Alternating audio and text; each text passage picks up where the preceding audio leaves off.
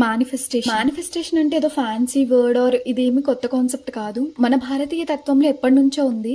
యద్భావం తద్భవతి అని భగవద్గీతలో కూడా మనం ఎలా ఆలోచిస్తే మన జీవితం అలా షేప్ అవుతుంది. సింపుల్ గా మేనిఫెస్టేషన్ అంటే మనం ఆలోచించిన దానికి తగ్గట్టు మనల్ని మనం మార్చుకొని ఆ రిజల్ట్ ని అట్రాక్ట్ చేయడం, అదే మేనిఫెస్టేషన్. రీసెంట్లీ నేను manifest 7 steps to living your best life అనే ఒక బుక్ చదవడం. ఈ బుక్ మేనిఫెస్టేషన్ గురించి చాలా సింపుల్ గా ఎక్స్ప్లెయిన్ చేస్తుంది. మేబీ చాలా మందికి మేనిఫెస్టేషన్ అంటే తెలిసే ఉంటుంది.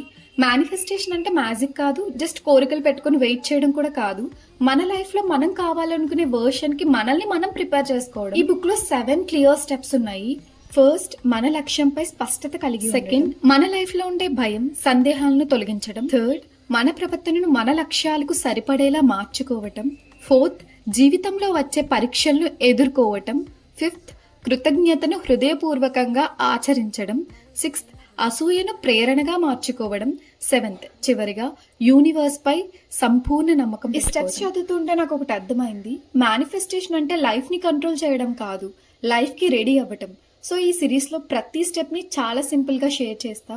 బుక్ లో ఏముందో, నేనేం అండర్స్టాండ్ చేసుకున్నానో, మన రియల్ లైఫ్ లో ఎలా అప్లై చేయాలో.